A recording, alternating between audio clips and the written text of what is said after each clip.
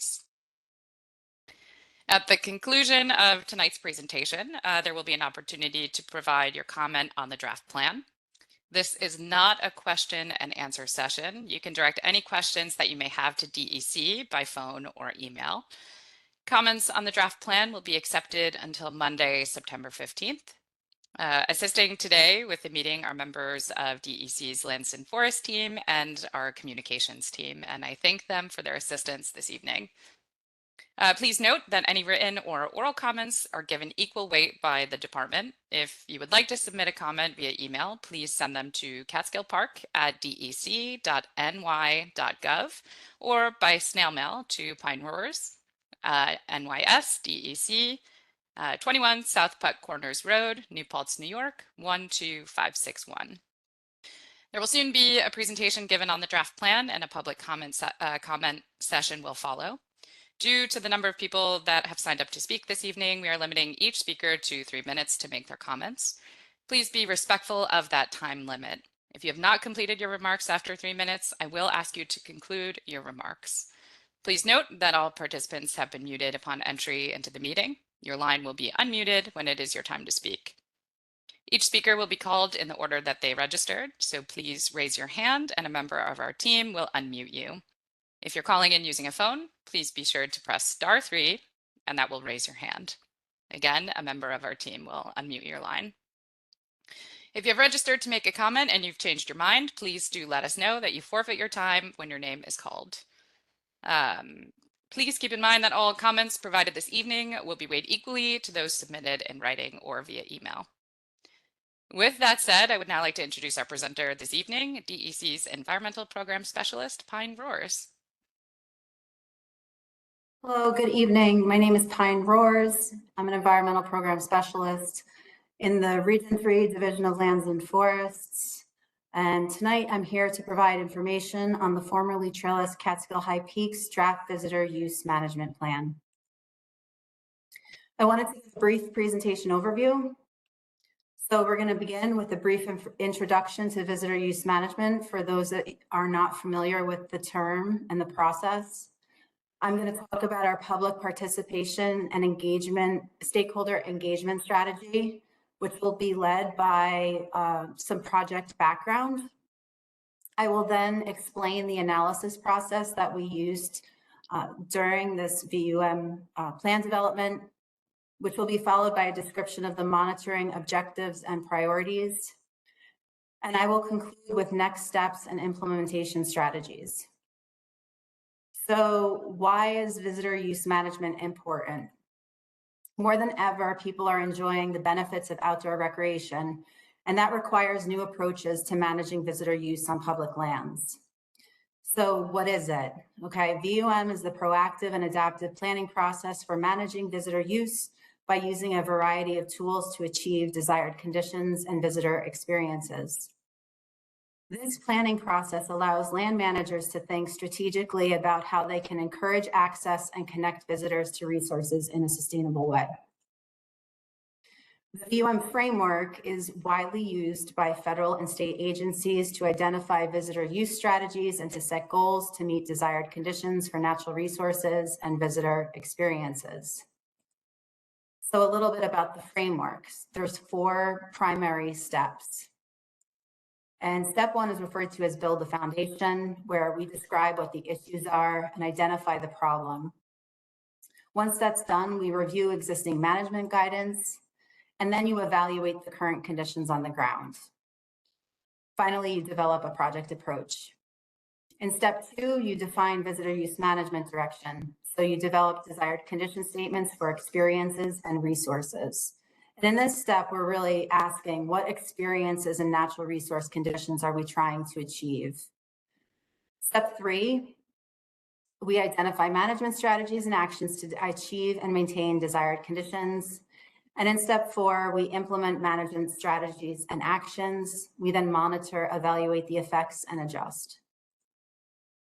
So as we move through this presentation, I'm going to refer to 3 key VUM terms. The first is desired conditions, and these are goal statements that describe the ideal state of natural resources, visitor experiences, and facilities. The second is indicators, and indicators are variables associated with recreational use that can be measured to track progress towards achieving desired conditions.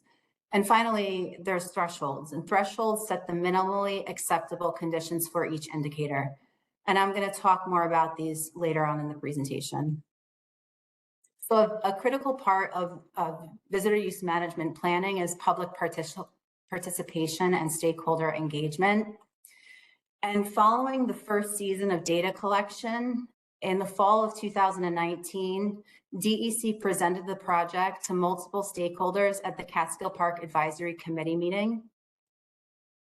And then following the second season of data collection in the fall of 2022, DEC and our partners hosted an informal Trails in the Catskill webinar to provide information on the project to the public. Following that, the webinar and visitor experience survey were promoted by DEC and our partners using digital platforms and press releases. In that same year, in 2022, we announced an open-ended public comment period on the project that fall. We used the public and stakeholder comments from that, the follow-up from the webinar and the survey experiences to form draft desired condition statements that are in the current draft visitor use management plan. And then in winter of 2022, we presented to a different set of Catskill stakeholders at the Catskill Advisory Group meeting. We also had a number of opportunities for public participation in the form of visitor experience surveys. So a total of 970 individuals and stakeholders participated in the 2 surveys we offered for this project. We had 168 participants give us feedback in 2022. And when we did the survey again in 2023, we had 802 participants. Some highlights from the 2023 survey results. 71% of survey participants supported the designation of a formal trail using existing informal trails. 64% of survey respondents supported the closure of informal trails and construction of new sustainably aligned trails to summits. 20% of respondents said they were neutral to that potential management action, and 9% said they were opposed to that potential management action. And briefly, I want to discuss the goals of this project. So the first goal is to develop a long-term strategy for providing access, connecting visitors to key experiences, and managing use to the formerly trailless peaks. We want to address visitor-created impacts to natural resources resulting from informal trails. We aim to sustainably manage natural resources for the enjoyment of current and future generations. We want to improve the quality of the hiking experience and enhance visitor safety. Ultimately, we want to maintain and protect Catskill biodiversity. And we want to increase the amount of trail-free habitat by reducing the total mileage of informal trails. So I'm going to move into the project background. Right here, you see a map of the study area. There are 16 peaks over 3,500 feet that the department historically managed as trailless areas. These peaks, 11 are in wilderness areas, 3 are in wild forest areas, and 2 are on state forest lands outside of the Catskill Park Blue Line. The department made the decision to manage these places as trailless areas many years ago to allow people to test their navigational competency using a paper map and compass. And for many, many years, these places experienced low use, and there were no real management issues with that approach. However, with the availability of GPS hiking apps, these places became more accessible to the public than any time before. More and more people could access these places just by looking at their cell phone and following a GPS track. And so we began to see significant increases in visitation to the area, as well as damage to sensitive resources. In 2018 is when things really began to change. We started getting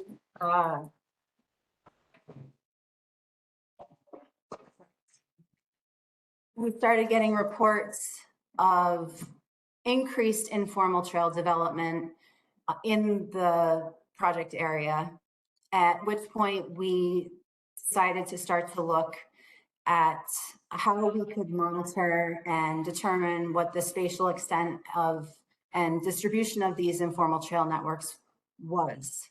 And so in these lands are, the management is guided by two master plans, the Catskill Park State Land Master Plan and the Strategic Plan for State Forest Management for lands outside of the blue line. Under those master plans, we have what are called individual unit management plans. Project focus is informal trails. So informal trails are typically the shortest distance between 2 points. They're visitor created and not sustainably designed.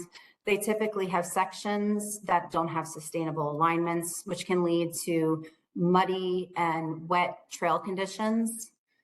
These types of trails also degrade the visitor experience in forested habitats. They're duplicative and redundant, and they result in open canopy where it should not be. And ultimately, they can result in soil compaction and erosion, habitat fragmentation, and increased opportunities for invasive species introductions into interior forest habitats, as well for increased predation on nests and disturbance of those nests. There's a number of natural resource occurrences that are particularly unique within the project area.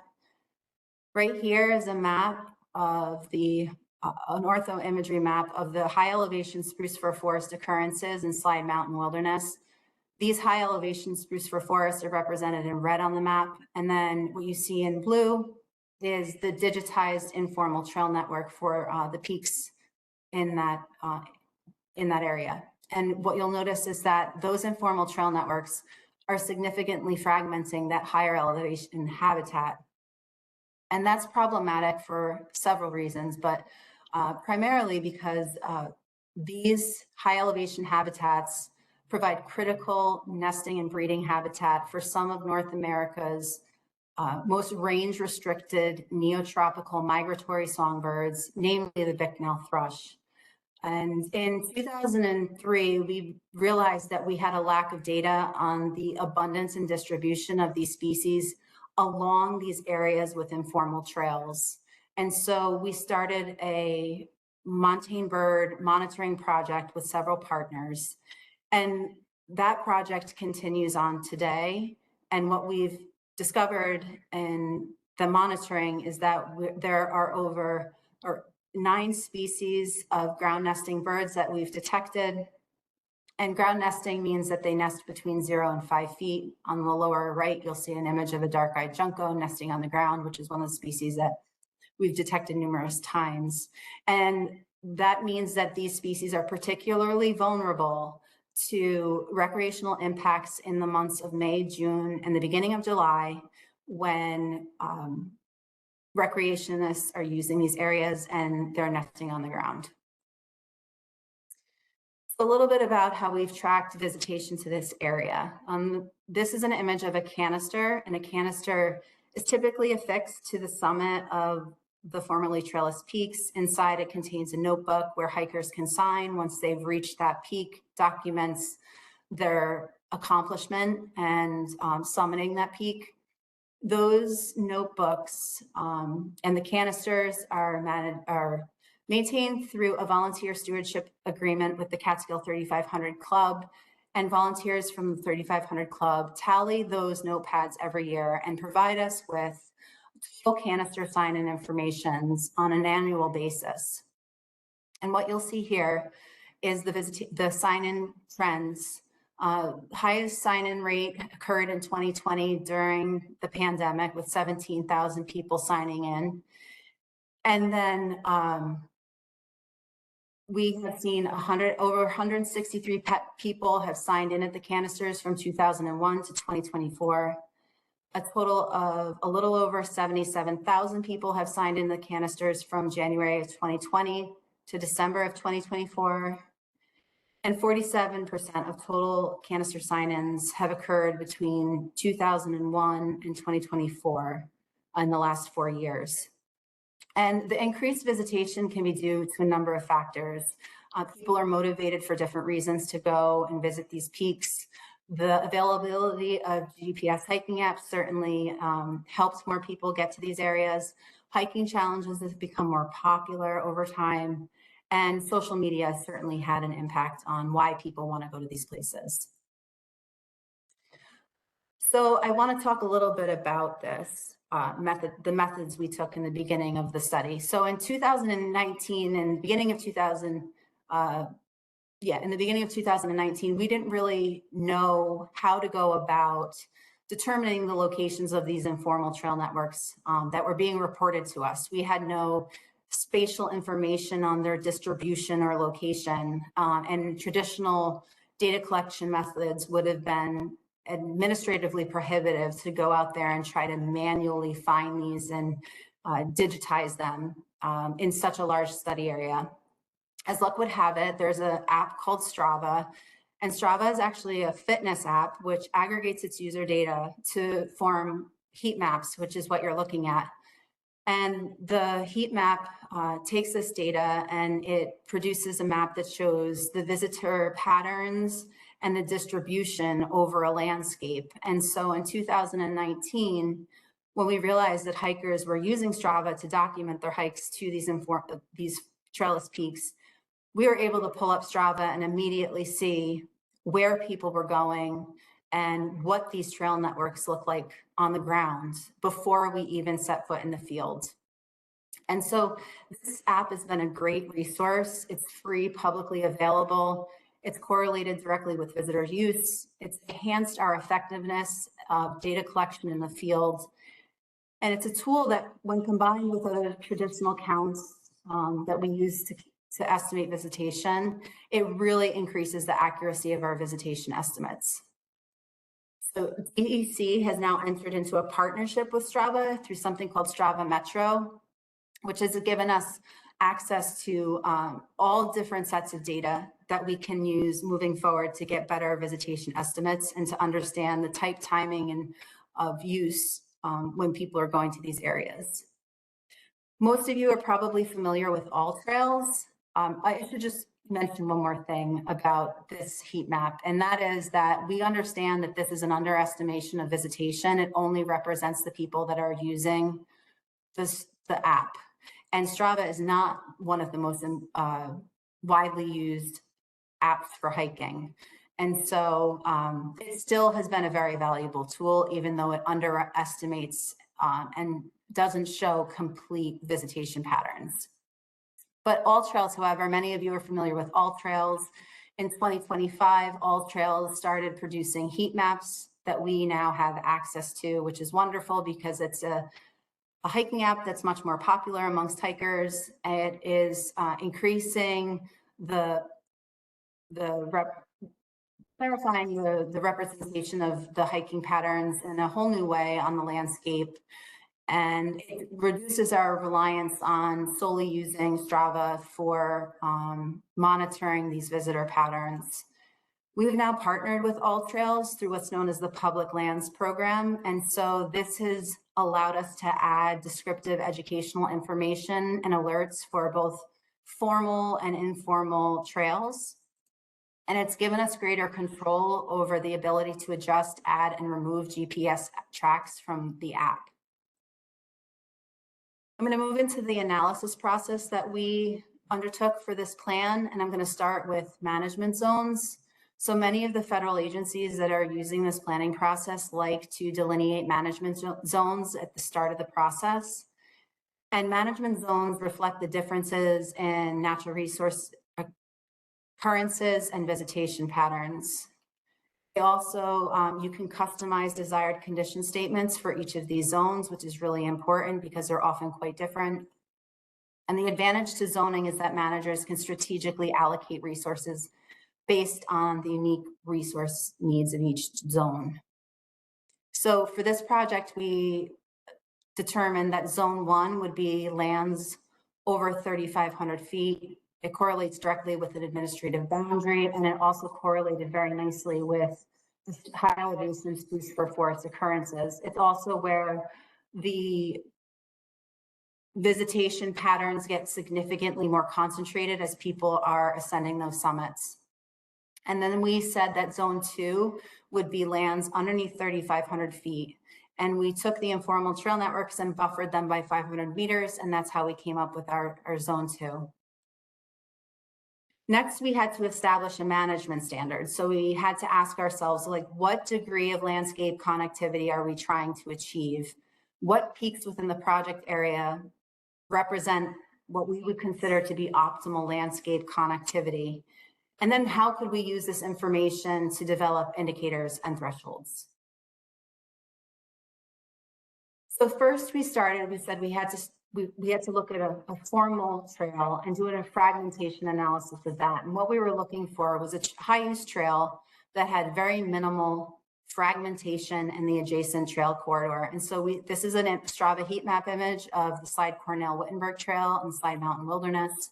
And that was the trail we selected to do this formal trail fragmentation analysis on. So the first step we took is we mapped zone 1 and zone 2 along that formal trail network. And then we digitized the trail network in that zone, in each zone. And the third step we took is we then counted the number of patches that the trail created on the landscape in each zone. So I want to describe what a patch is. And a patch is defined as a contiguous forested area bordered and bounded by informal trails. On the right, you'll see an example of what we consider to be a single patch. The number of forested patches was the natural resource indicator that we selected for this project. Patches are created through visitor use and are a direct measure of forest fragmentation. And the number of patches is also an indicator that provides a fundamental description of habitat subdivision resulting from current visitor use patterns. So we use the formal trail fragmentation analysis to establish our thresholds for landscape connectivity. So once the formal trail was digitized, which you can see in blue, we mapped the zones, zone 1 and 2. And then what we did is we counted the patches that were in each zone to arrive at our management standard or threshold. And so based on this analysis and this highly connective and minimally fragmented landscape, we said that zone 1 will have no more than three patches above 3,500 feet, and zone 2 will have no more than 6 patches under 3,500 feet. So once we did the formal trail fragmentation analysis, we replicated the same exercise for the formerly trailless peaks. So we mapped zone 1, and then we digitized the informal trail network and counted the number of patches in zone 1. And what you'll see is the results in the chart on the right. And the numbers in red show the peaks where the threshold has been exceeded for zone 1 in terms of the number of patches. We then performed the same analysis in zone 2. We mapped zone 2, digitized the informal trail networks in zone 2, and counted the number of patches. You'll see here in the column on the right on this chart, peaks that have exceeded the threshold are in red, and we have 4 peaks that have not exceeded the thresholds in black. Following that, what we did is we looked at our projected informal trail density reductions should we mark a preferred route. And I should say the preferred route we use co-aligns with the existing all trails route for these peaks. So the graph illustrates the effect that marking a preferred route would have on patch number in zone 1. And as you see, the current number of patches is in blue, and if a preferred route were to be marked, the projected patch number is illustrated in yellow, and it brings all the peaks into alignment with the management standard, with the exception of Catskill High Peak. We then looked at the projected informal trail density reductions in zone 2. Should a preferred trail be marked? And as you can see, if marking a trail in zone 2 would have a significant effect on the patch number and would bring all of the peaks into alignment with the management standard, with the exception of the 4 peaks that already meet the management standard, which is Southwest Hunter, Vly, Bear Pen, and Eagle. So using this information, we identified our monitoring priorities. And so a hierarchy of monitoring priorities was established based on the projected informal trail density reductions that would occur if a preferred route was marked. If the informal trail density would be reduced by less than 25%, the peak was ranked as a low priority. If the informal trail density reduction was between 25 and 50%, the peak was ranked as a medium priority. And if the existing informal trail density would be reduced by over 50%, the peak was ranked as a high priority. So then we looked at the projected percent change in informal trail density if a preferred route were to be marked, and these were our results. And so if you look at the chart on the right, we were able to categorize the peaks and give them a ranking based on the projected percent change in the trail density. So peaks that are in red are high priority peaks for management interventions, meaning that the projected reduction in the informal trail network on those peaks would be reduced by over 50%. And then our medium priority peaks are in blue and our low priority peaks are in green. Our monitoring program objectives, ultimately, we want to take a trail network that looks like the one on the upper right and bring it more closely into alignment with what you see on the Strava heat map on the bottom. So our objectives for the monitoring program are to annually document progress towards achieving desired conditions, analyze and compare patch numbers before and after management actions are taken to understand the pace and magnitude of change to trail networks over time. We want to proactively detect and address any new informal trail development through fieldwork and desktop analysis of heat maps. And we want to continually evaluate the effectiveness of management actions and adjust them as needed. So our next steps, we've identified a few short-term strategies. We want to mark a preferred route on 12 of the 16 formerly trailless peaks. We aim to conduct sustainability assessments along informal trails to determine where realignments or reroutes will be necessary. And we want to use educational techniques designed to achieve desired conditions without directly regulating visitors' choices or behaviors. And then our next steps in terms of long-term strategies. Ultimately, we want to construct trail reroutes and realignments where we're required to reach sustainability goals and desired conditions. We want to identify partners and volunteers to assist with trail maintenance. We want to strengthen our collaboration with individuals and stakeholders to enhance protection and stewardship of our shared resources, and develop a multi-platform approach for educating visitors using digital outreach and physical on-site messaging. Thank you.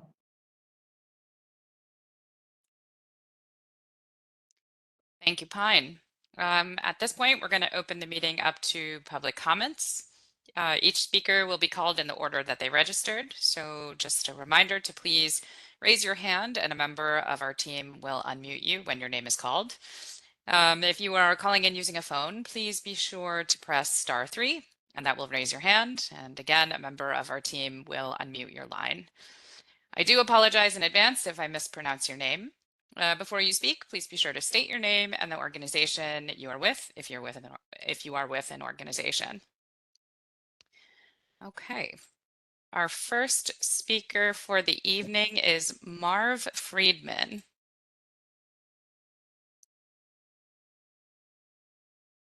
Marv Friedman. Do we have Marv Friedman?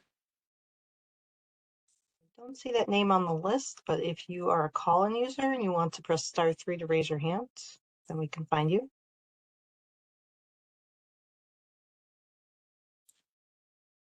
Okay. I do see Lori Beer has a hand raised. Yeah, Lori, I do see your name on the list where you're a little further down, so we will get to you eventually, but we do have your name on the list and we will call you soon. Great. Okay, moving on. Our next speaker is James Halbert. So I see a James. Oh, I did see a James H. I don't see that name anymore. Oh, it's raised. Hold on. I'm going to unmute you now. Okay, James H., you are unmuted.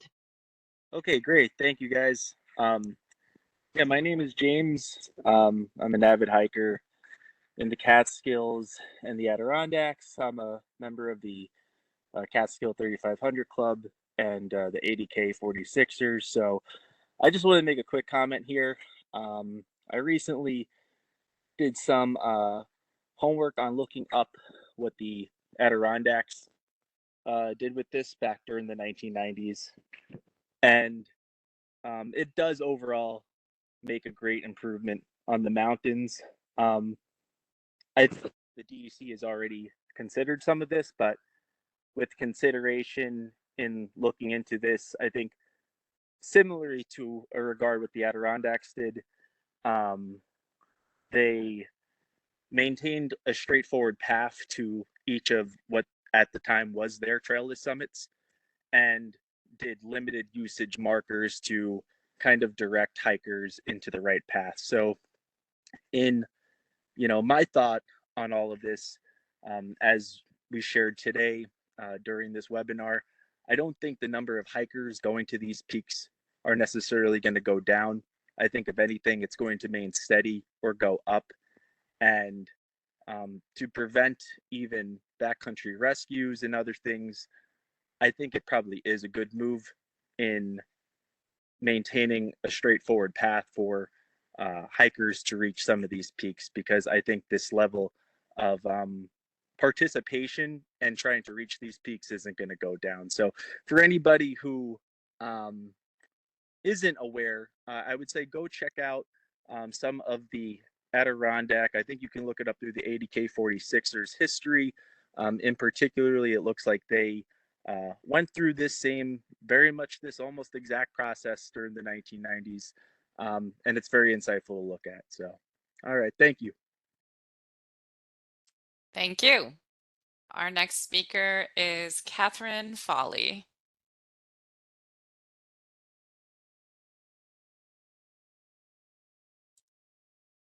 I don't see that name on the list. So if you are a call-in user, you could please press *3 on your phone.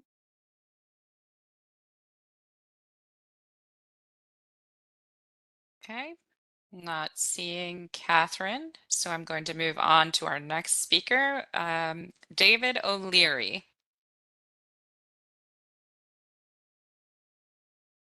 Okay, David, you have been unmuted.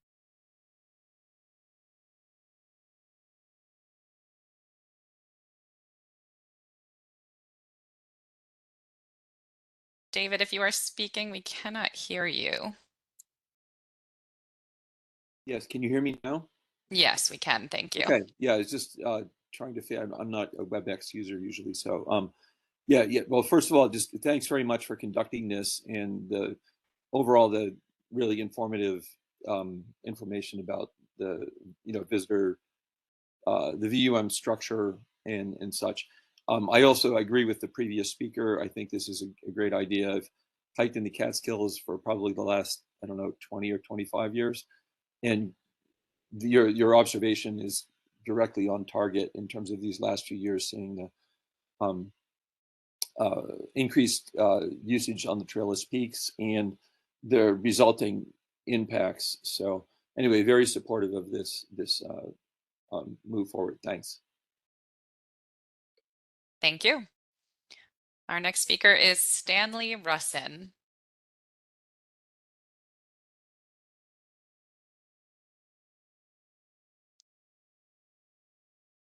Okay, you unmuted. 3 minutes now, right now. Is it going to start? Starting now. Starting now. Okay, so my name is actually Stosh Russin. Stanley is my formal name. I am the host editor, creator of Inside the Line, the Catskill Mountains podcast. I do anything Catskills related.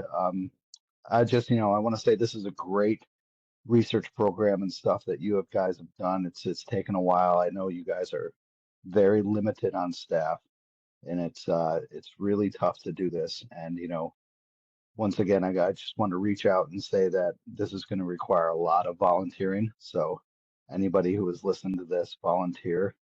Ask the DEC questions, stuff like that, how we can volunteer. But overall, this is great research. I think it's needed and such that we're going to need this. And anybody and everybody who is hiking in the Catskills exclusively for the past, 10, 15 years has noticed that this is definitely been outstretched to where it is kind of like a problem of where we can't tell where we're going to these high peaks, these trailless high peaks and such. So my only statement is number one, listen to the podcast because it's a great podcast. I have DEC people on there all the time.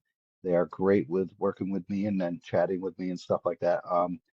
Also, once again, everybody volunteer as well with not just the DEC, the New Jersey Trail Conference, the 3500 Club and stuff. Just the volunteers are going to be needed after this, especially with these trailless peaks.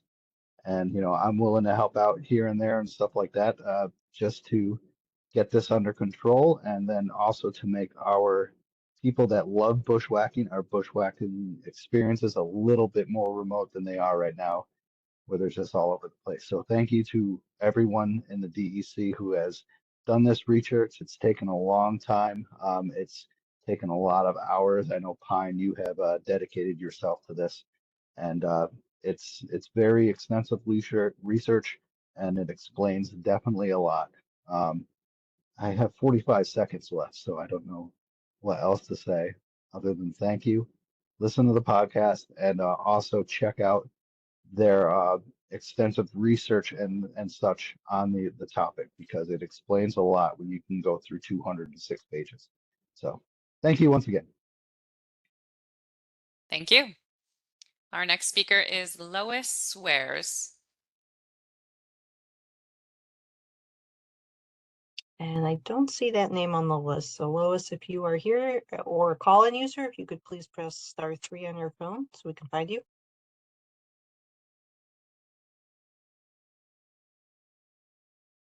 Not seeing a hand raised. So we will move on to our next speaker, Christopher Leon Garibian.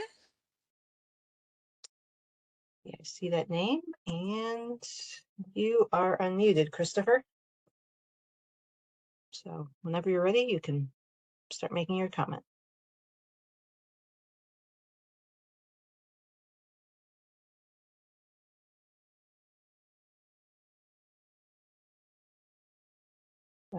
Christopher, are you there? If you're speaking, we can't hear you.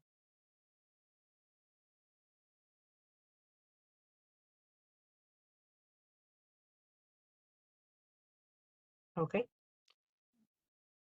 Okay. We can always come back to you, Christopher, or if you're having any tech issues, you can always give us a call at 518-402-9710. Okay, we'll try and come back to Christopher. Okay, our next speaker is Leah Springstead. Oh, actually, it is Talia Schultz. My apologies, I skipped one. We have Talia Schultz.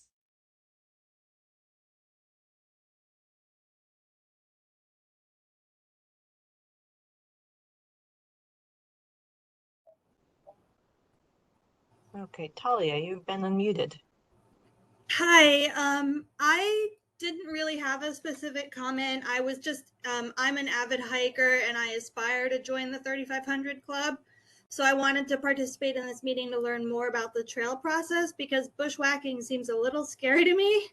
But I really appreciate you guys putting on this meeting. I think it's really important that habitats aren't fragmented. I know that that's a big issue. And, I just really appreciate the work everybody is doing.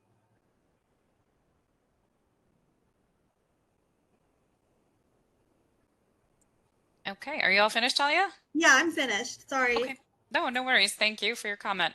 Sure. Okay, our next speaker is Leah Springstead. Do we have a Leah Springstead? I do not see that name on the list. Okay, moving on, Michael Bongar.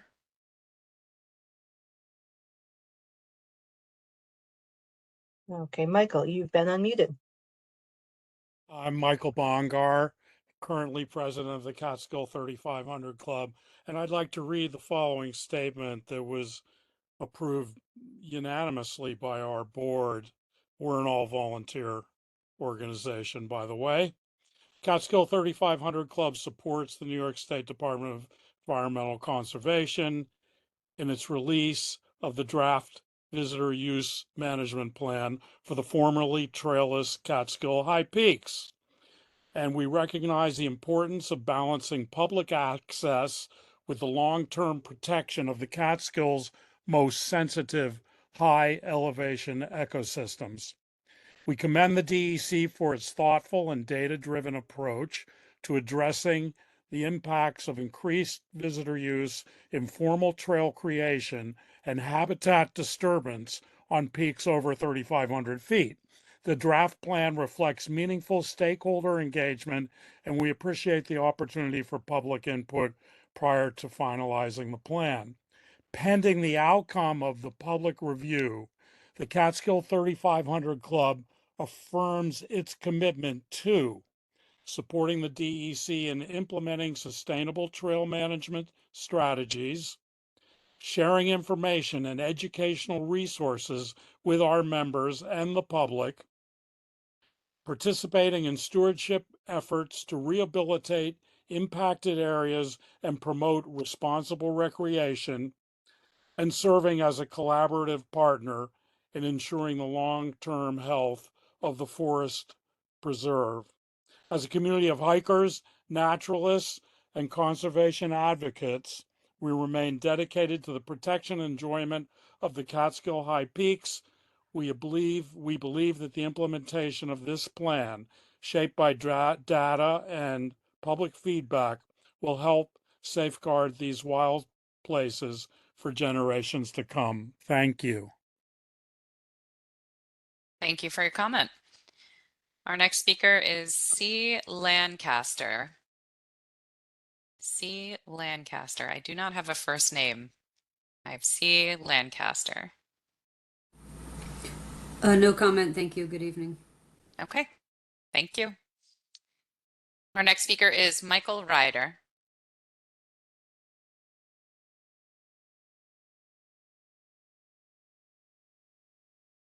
Michael Ryder.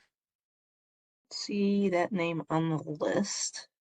Okay, So if you're a call-in user, you can press *3 and then we can find you on the list.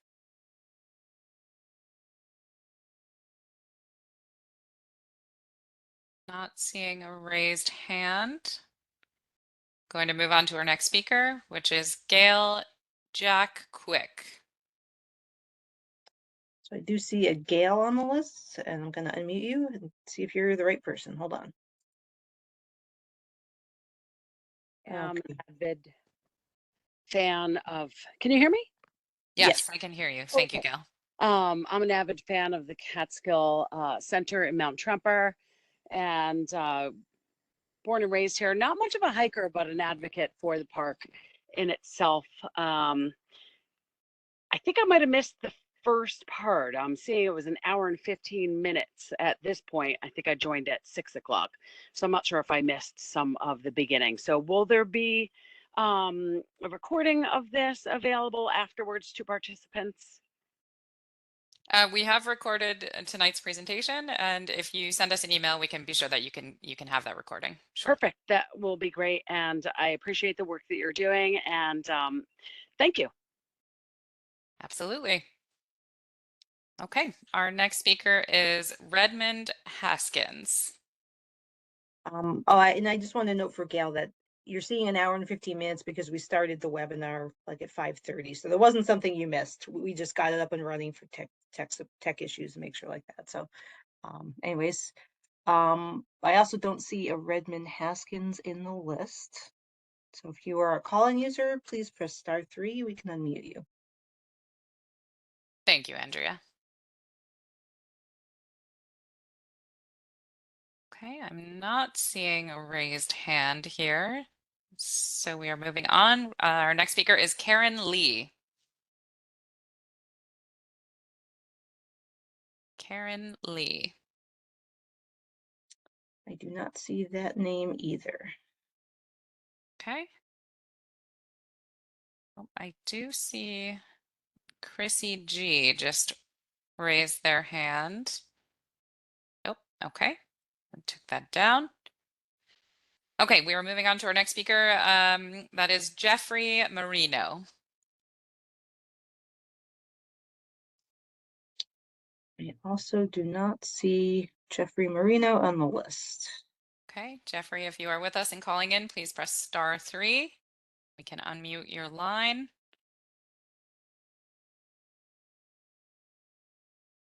Okay, I don't see Jeffrey Marino. Our next speaker is Lori Beer.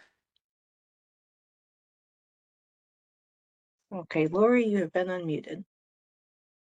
Oh, hold on. Yeah. There we go. Now we can hear you. Okay. Can you hear me? I can hear you. Okay, great.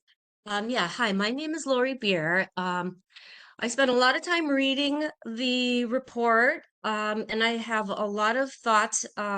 First of all, I do understand that it seems like there was a lot of outreach, the survey, et cetera, but I feel that there's a large hiking community out there that has not gotten a chance to make some comments. And one of the comments, we've sent some letters. I'm not sure if you've seen them or not.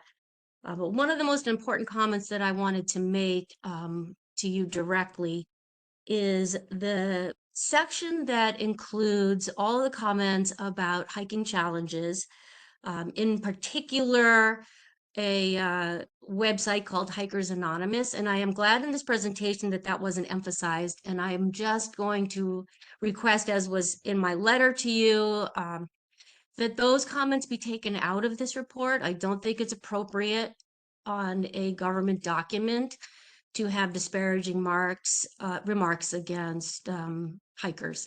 I know we're all in this together. I think all of us who are participating in this and who have sent in comments already feel strongly about protecting this sensitive environment, but I don't think there's any need to make statements that include disparaging remarks towards hikers, and that includes any of the hiking groups or hiking milestones or challenges that were listed in the document. So I just want to emphasize that again. And then the other thing I wanted to make a comment about is it also recommends not using GPS tracks and other technology in the woods. I think that might be a archaic understanding that people use those, and you've used them yourselves in trying to gather data. So I think that should be taken out of that document. And then one final comment. I'm trying to reduce the patches, which I understand to mean anytime there's a bifurcation in the trail that adds a number of patches, you're going to run into problems on some of the summits if there's more than one trailhead. For example, South Double Top. There's several trailheads that people utilize to get to that peak. Lone is another one. Having the picture you showed of Lone, the trail that goes straight over the top from one side to the other, makes it down to 2 patches, I'm assuming, but if they come from a different trailhead, that's going to introduce another trail. So I just want to say, utilizing some of the people who are out there on the trails regularly might be able to help guide some of these decision-making processes. So thank you for your time. Thank you. Our next speaker is Danielle Lukashetsky. I apologize if I mispronounce your name. Okay, looks like we have Danielle. I just want to say that I agree with the statements that Lori just made. I think everybody who took the time to read the plan and to be here tonight cares deeply about the Catskills.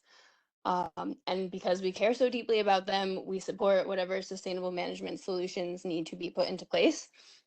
I also think that we could be allies in this project. My concern, similar to Lori's, is that the language and the tone that was used in the report is kind of alienating to some of us.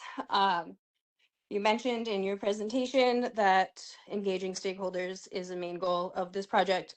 So I just think it's important that we're communicating that some of us are interpreting that section of the plan as a little bit alienating. But like I said, we support whatever sustainable solutions need to be put into place. Obviously, we want to protect the resources, protect the mountains, and keep enjoying them. So that's all. Thank you. Gail, I see that you've raised your hand again. We are just going to unmute your line. Oh no. Okay. I'm sorry. That was probably a mistake. Okay, no worries. Thank you. Okay, moving on to our next speaker, we have Peter Gruwelling.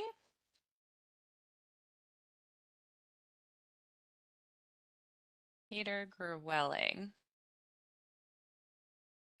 I've submitted written comments, so I will yield my time, except to say that I do agree with Danielle and Lori regarding some of the tone there, and Lori's comment about using a GPS not being the way to go. It's kind of silly in today's world. I think sure you should use both, but seriously. Okay, thank you. Thank you. Our next speaker is Ron Gonzalez.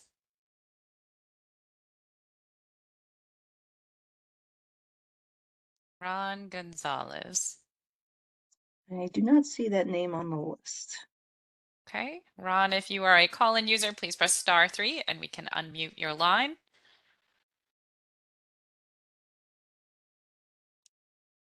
Okay, I don't see a raised hand for Ron Gonzalez, so we are moving on. We have Tim Lubby. Tim Lubby. I don't see that name either. Okay. Tim, if you are a call-in user, please press *3. Okay, not seeing Tim. We are moving on. We have David Lemo.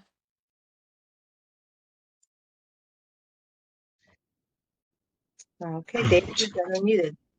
All right, so David Lemo, member of Catskill 3500 Club, Catskill Mountain Club, Four Seasons finisher, for Catskill Mountain Club, 420 aspirant. I agree with the management plan to consolidate paths on the Trailless peaks. With all the extra paths, it gets very difficult to navigate and leads to a lot of confusion, people getting lost, not finding the summit. So I think this is a great idea to streamline the paths. That's all I have to say. Okay, thank you for your comment. Our next speaker is Laura Churchill. Laura Churchill. I don't see that name. Okay, Laura, if you are calling in, please press *3. Looks like we have a call-in user that has raised their hand.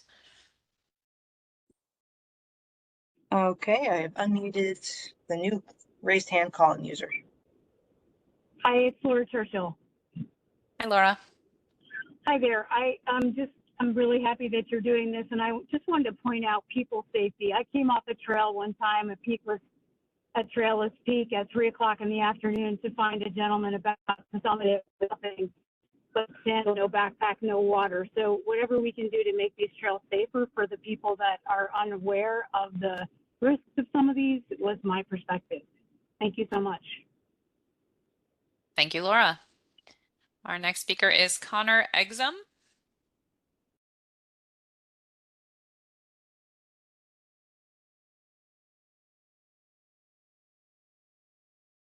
Connor Exum. Don't see that name on the list, so if you're a call-in user, please press *3.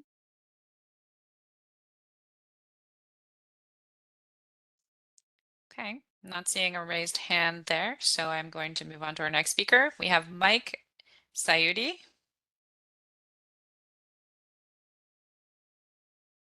Okay, Mike, I see you on the list. I just unmuted you. Hello there. Hi, how's it going? Good. This is Mike Sudi. I'm a longtime Catskill hiker. I'm currently the assistant cancer maintainer for the Catskill 3500 Club. I am in full support of marking these trails to the summits of the Trailless peaks. But I do have a couple of concerns, and mainly they surround the increased usage that we're likely going to see on these paths. As you heard earlier in the meeting, some people are nervous about going into the woods, bushwhacking, and this will increase the number of people that venture off into these parts of the Catskill forest. And my concerns are, have any considerations been made for parking areas that we know are already overstressed in many parts of the Catskills that might see more visitation? In particular, I'm thinking about Vly Mountain, I'm thinking about Halcott, I'm thinking about the end of Moonhaw Road.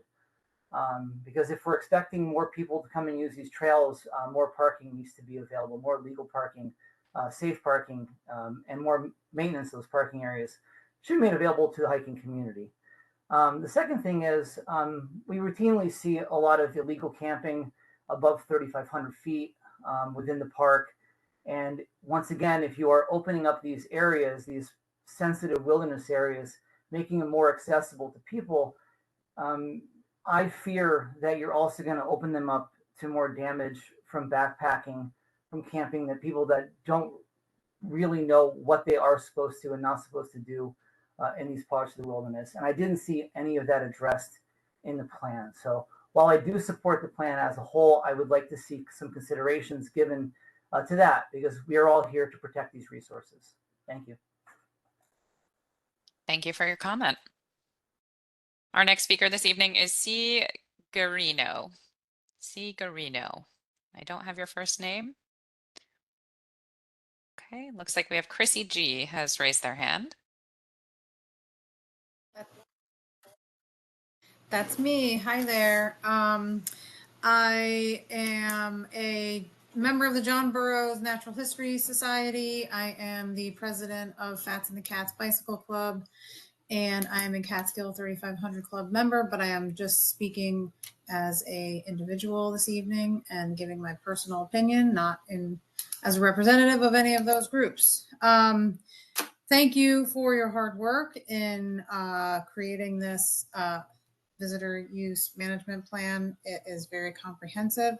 I appreciate that others have pointed out some of the places where it might be lacking. I wanted to second Mike Sudi's comment about if there is an increase in usage of these trails once they are established as official trails, are you considering increases in parking, like Mike said, but also other additional infrastructure that might be involved, like safe bridges across some of the creek crossings and or other trail infrastructure that might be needed? Is there a plan to restore the sensitive habitat that has been degraded by the informal trails that have grown on these peaks? And is there a plan? I know invasive species are an issue all over the state, all over the country. Is there a plan to deal with invasive species that might increase on these summits if we do see an increase in hiker traffic? I do strongly support the creation of formal trails to these peaks. I think it's just a matter of safety, not only for people, but also for the sensitive habitat and the wildlife and plants and other organisms that are found only in these pretty special sky islands that we are lucky enough to have in the Catskills. Thank you very much for everything. Thank you for your comment. Our next speaker is Jeffrey Potent. I don't see that name on the list. So if you are here, Jeffrey, if you want to raise your hand by pressing *3, or raising your hand if you're on a different name. Okay, I don't see Jeffrey. We will move on to our next speaker. That is Anna Martone. Okay, you've been unmuted, Anna. Hi, thank you for having this session, first off. My comment is regarding the visitation and user data. It seems like the assumption is more squiggles on the heat map means more visitation and more impact on the ground. How do we not know that the increase in squiggles showing up on the maps is not related to the increasing popularity of the Strava app? So I would like to guess I'm interested in knowing more about the field data that was done in each of the years of this project, such as what kind of field data was done, by whom, such as, what was their skill set, how often was it done, such as how many visits to each mountain. So that's it. Thank you so much. Thank you. Our next speaker is Tom Martone.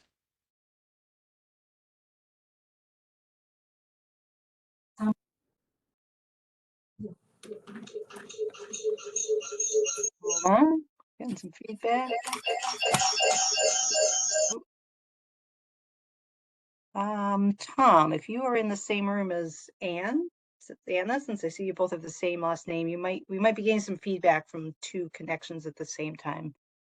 I'm gonna try unmuting you again. Hold on. Oh wait, Tom, I do not see Tom anymore. I do see him. Oh, is he up at top? Oh, looks like he just popped up again. Okay, hold on one second. Okay, Tom, you've been unmuted? Yes, hi, thank you. There we go. Okay,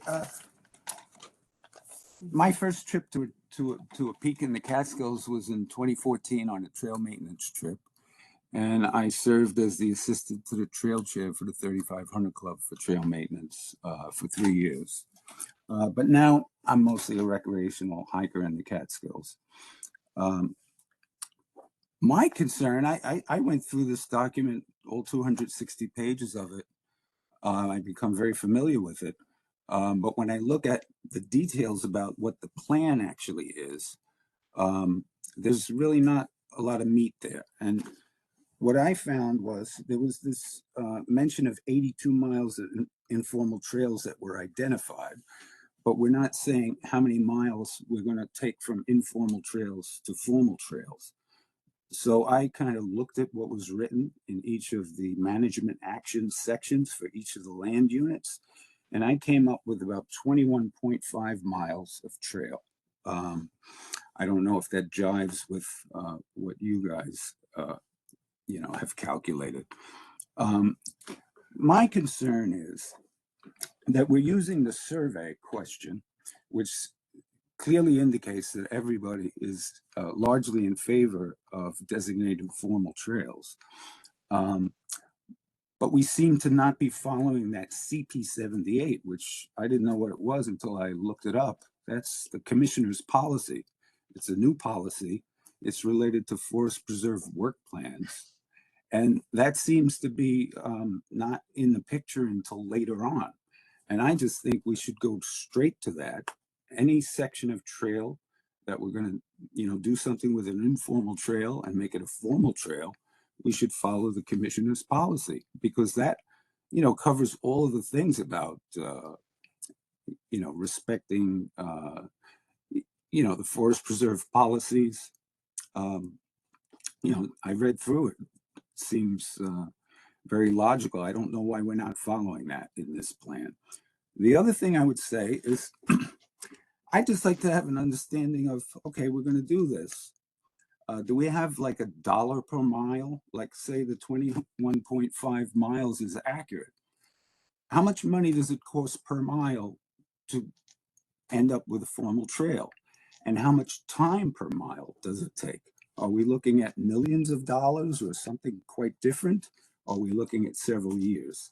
So that's something I'm curious about. And the other thing I would just point out is You mentioned the unit management plans and the master plan. The most recent one is the master plan having been updated in 2014, but the rest of them are about 25 years old. So it was nice to read the history, but you know, I don't know why they're not up to date. And thank you very much. Thank you. Our next speaker is Scott Wegeman.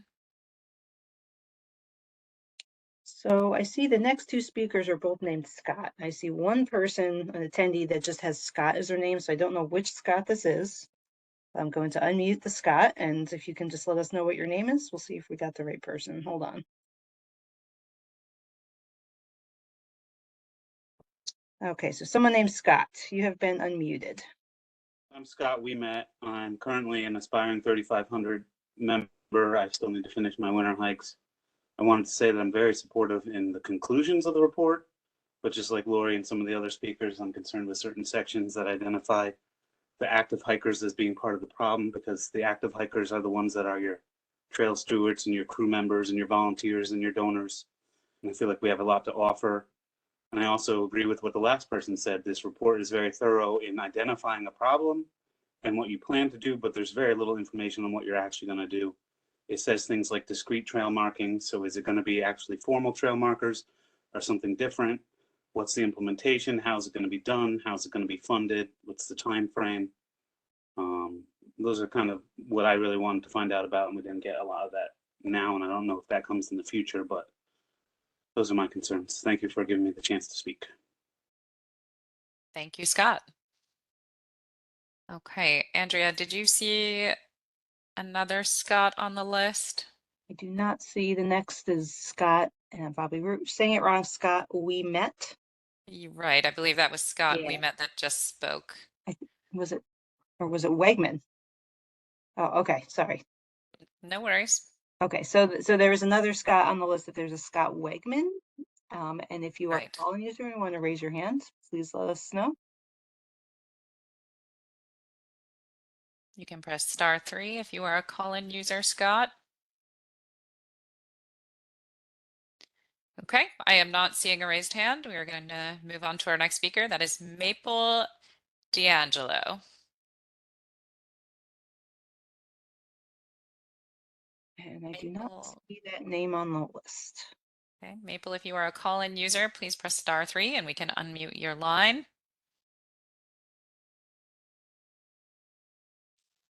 Okay, not seeing a hand raised. We are moving on to William Moore.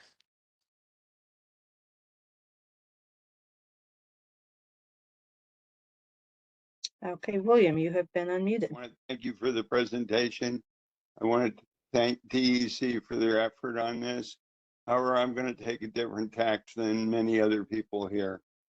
DEC is fully aware of the damage that is being done to the peaks. They are aware of at least one major contributor, the hiking clubs and the organized challenges.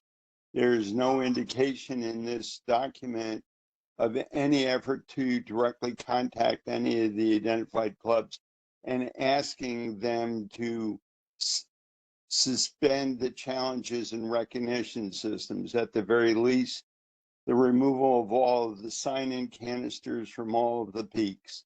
The state must take definitive action and immediately rescind any permission for the sign-in canisters to remain on state property. That's private usage of public property.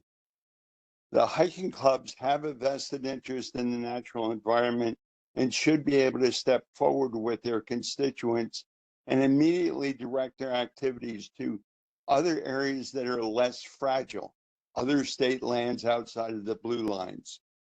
The only other choice that they can cause is for the choices to lose access to all of the 3,500-foot peaks of the Catskill. The state also needs to attempt to use the internet to direct the general public to other less fragile areas. The description of the efforts by the 3,500 Club are incomplete in that they too have to recognize the damage and the trampling that is taking place and yet they don't come forward and say to their membership, hey, maybe we need to go somewhere else to see things. We have Bristol Beach in Saugerties. We have Sojourner Truth in Kingston. We have Minnewaska south of New Paltz. These are wonderful locations. The first two I mentioned are on the Hudson River. They have wonderful views of the Hudson River. They are not fragile as the 3,500-foot peaks are. With this consideration, I would again ask all the hiking clubs and recognition organizations to remove the patches, remove the canisters, and remove the recognition systems, at least until the high peaks have a chance to recover. Again, I thank DEC for having this opportunity. Thank you. Good night. Thank you. Okay. Our next speaker is Sarah Zhang.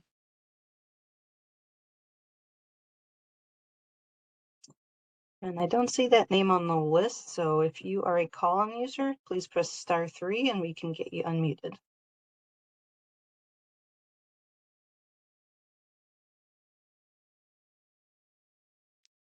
I am not seeing a raised hand there, and that is everyone that I have on my speaker list for this evening, but I do see Sean Mahoney, you have raised your hand. We do have some extra time, so if you would like to make a comment, we can unmute you now, and you can go ahead and make your comment.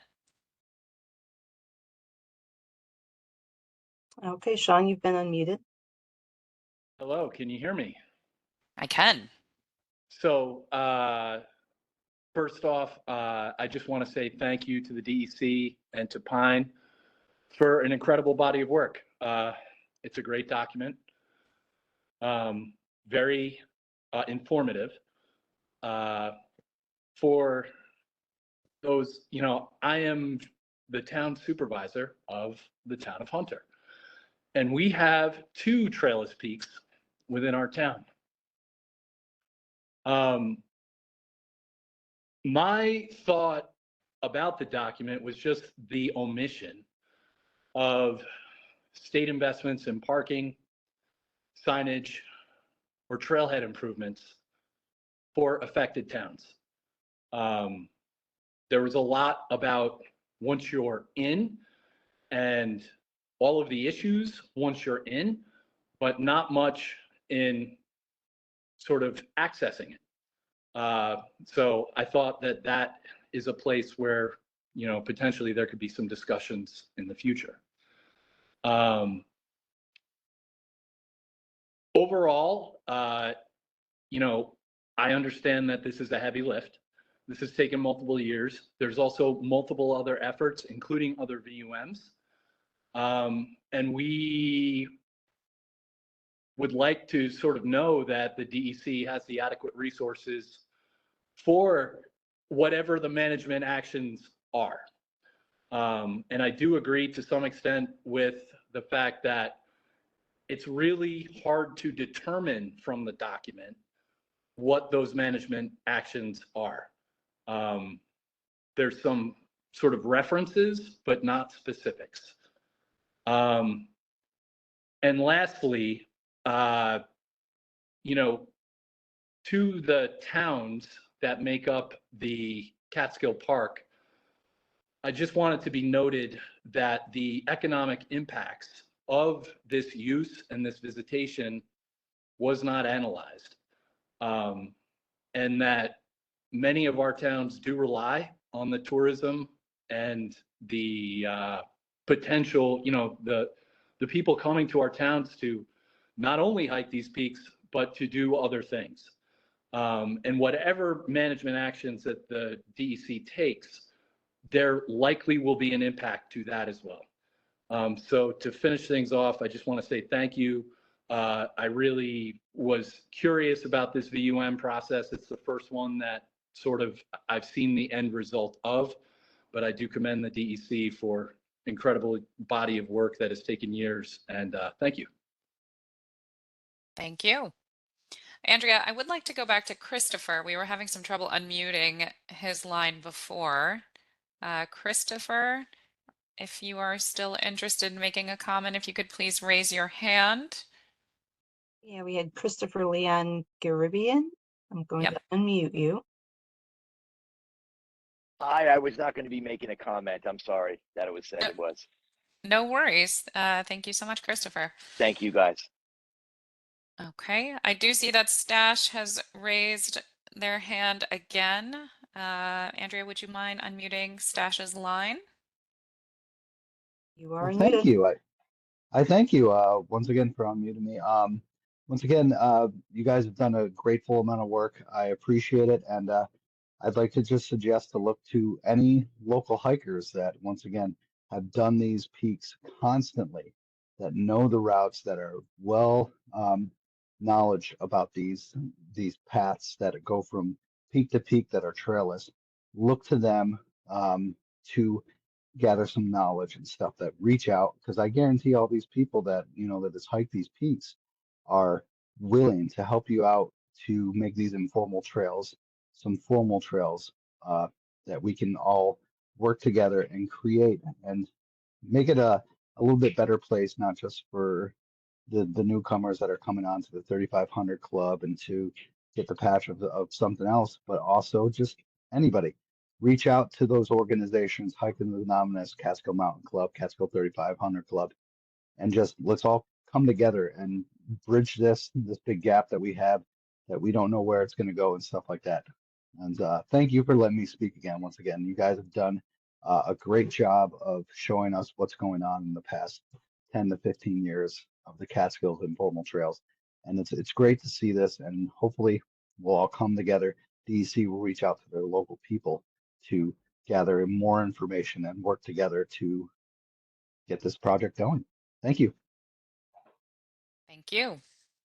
At this point, we don't have any more speakers on our list. So if there is someone who is attending this meeting this evening and you would like to make a comment at this time, please raise your hand and we will unmute your line. If you are a call-in user and you would like to make a comment, please press *3.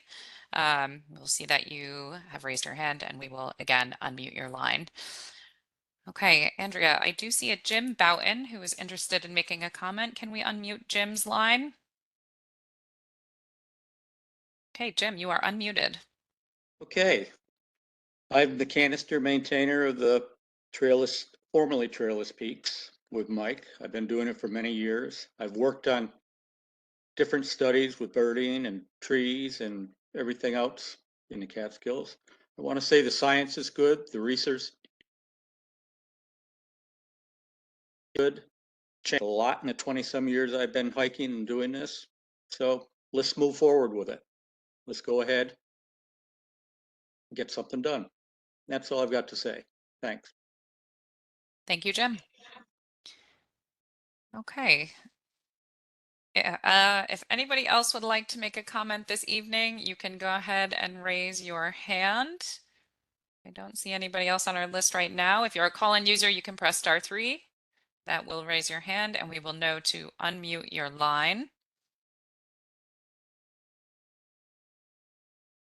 Again, if you are interested in making a comment this evening, please raise your hand or press *3 if you are a call-in user.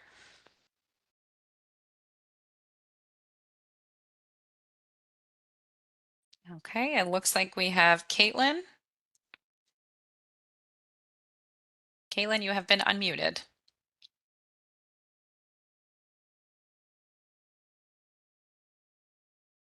Caitlin, if you are speaking, we cannot hear you. You might be double muted on your end. If you're on the phone, you might need to unmute like your phone or your headset. I'm going to try unmuting you one more time. Hold on.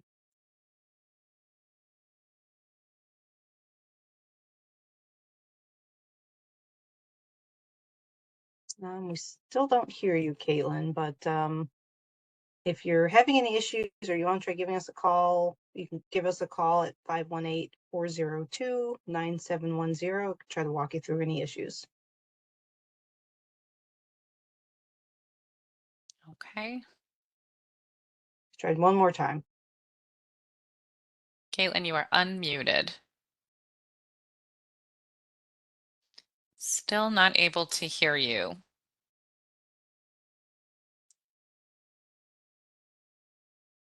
Okay. Sorry about that, Caitlin, but feel free to give her a call if you're having any issues, or you can always send comments in writing as well. Okay. I don't see any other folks who have raised their hand. We don't have any more speakers that are on the list for this evening. If you have not given a comment this evening and you would like to submit a comment, you can do so via email by sending them to catskillpark@dec.ny.gov or by snail mail to Pine Roars. The address is New York State DEC, 21 South Putt Corners Road, New Paltz, New York, 12561. I just want to remind all the folks this evening that all comments that are provided here tonight are weighed just as equally as those that are submitted in writing via mail or email. That does conclude our public meeting for this evening. I'd like to take this time to thank everybody for attending, and I wish you all a wonderful night. Thank you so much. Thanks, Steph. Good night, everyone.